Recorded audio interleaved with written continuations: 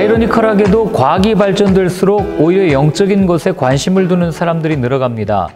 사람은 영적인 존재이기 때문입니다. 하나님을 찾는 사람들 역시 영적이고 신비한 것에 관심을 둡니다. 기적과 같은 현상에 빠져 몰려다니다 결국 상처를 받고 실족합니다. 기적이 주는 의미보다는 눈에 보이는 현상을 따르기 때문이죠. 신비한 현상들이 내 종교적 욕구를 만족시켜주기 때문입니다. 기적의 모양만 보았지 기적의 의미를 알지 못한 제자들, 오롯이 자신들의 관심사에만 집중했지 예수님에 대해서는 관심이 없던 제자들, 오늘 그들의 모습을 적나라하게 소개합니다. 예수님께서는 전도 여행을 보내실 때 상식을 깨는 말씀을 하십니다. 아무것도 가지고 가지 말라. 아마 제자들도 좀 의아했을 거예요. 사실 전도하러 갈 때 위험에 대비해서 지팡이도 필요하고요. 효과적인 사역을 위해서는 배낭, 돈 등이 필요합니다. 그런데도 이런 말씀을 하신 의도가 무엇일까요? 무엇에 집중해야 하는지에 대한 말씀입니다. 전도를 하는 나의 행위에 집중이 되어 있는지, 생명을 구하는 일에 집중이 되어 있는지 알려주신 거죠.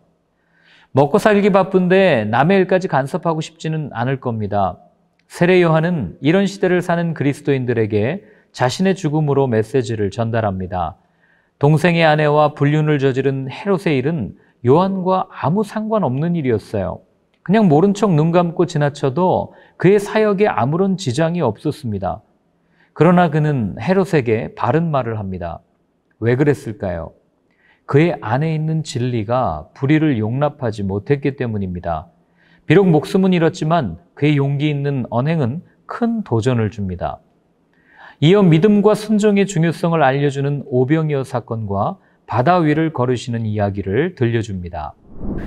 겉으로 드러나는 모습은 그 사람 안에 있는 마음이 그대로 표현되는 겁니다. 무슨 생각을 하느냐에 따라 어떤 태도로 임하는지가 결정됩니다. 마음에서 나오는 것이 더럽고 끔찍한 것임에도 불구하고 행위로 드러나는 것에만 신경 쓸 때가 많죠. 바리새인과 서기관들이 그랬습니다. 그들이 와서 시비를 건 이유는 예수님과 제자들의 겉모습 때문이었어요. 왜 율법을 지키지 않냐는 것이었습니다. 제자들과 예수님의 마음에 율법을 지키고자 하는 생각이 없어서였을까요? 오히려 정반대죠.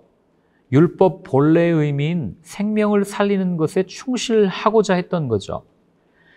겉모습에 주목했던 그들과 달리 예수님께서는 율법을 지키는 행위보다 율법을 지키려는 의도, 마음을 보신 겁니다. 믿음의 본질을 말씀하신 거죠. 문화, 관습, 전통, 정통 등 사람들이 만들어내는 것이 거룩함을 가르는 기준이 될 수는 없습니다.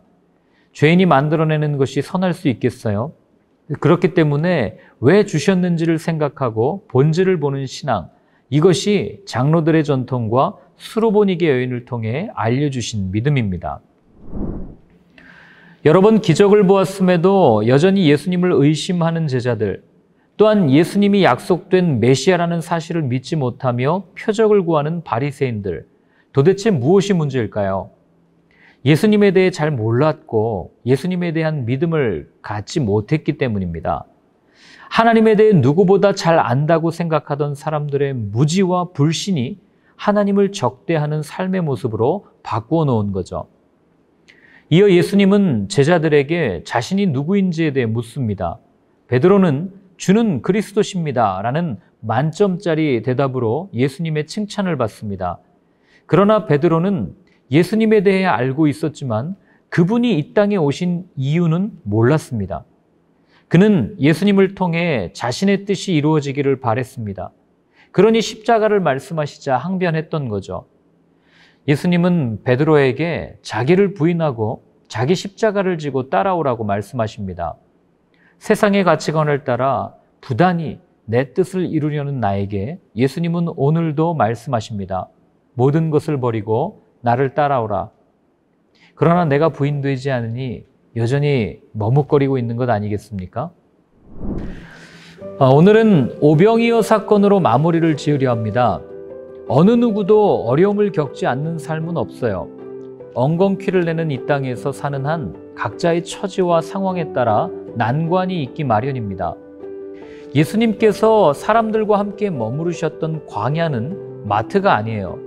무엇 하나 쉽게 구할 수 있는 그런 곳이 아니고 늘 배고픔과 추위와 어려움이 있는 곳입니다. 해가 저물어 예수님의 말씀을 들었던 군중들에게 먹을 것이 필요했습니다. 제자들의 생각은 작은 상점 하나 없는 광야에서 흩어지는 거였어요. 아무리 생각해도 이들을 먹이려면 200데나리온, 약 2천만 원 정도 이상은 좋게 들 것이라고 생각했던 것 같아요. 제자들이 계산하는 게 죄가 아닙니다. 그들의 실력이고 능력이었겠죠. 그러나 상식의 한계에 갇혀버린 사랑은 죄입니다. 예수님께서는 그들을 불쌍히 여기셨습니다. 사랑하신 거죠. 그러나 제자들은 그렇지 못했습니다. 이성과 경험이 그들의 믿음을 제한시켰습니다. 상식에 갇힌 사고가 예수님을 바라보지 못하도록 만든 거죠. 광야와 같은 어려움을 만날 때 우리에게 필요한 것은 말씀에 대한 순종, 그리고 그분에 대한 확실한 믿음입니다.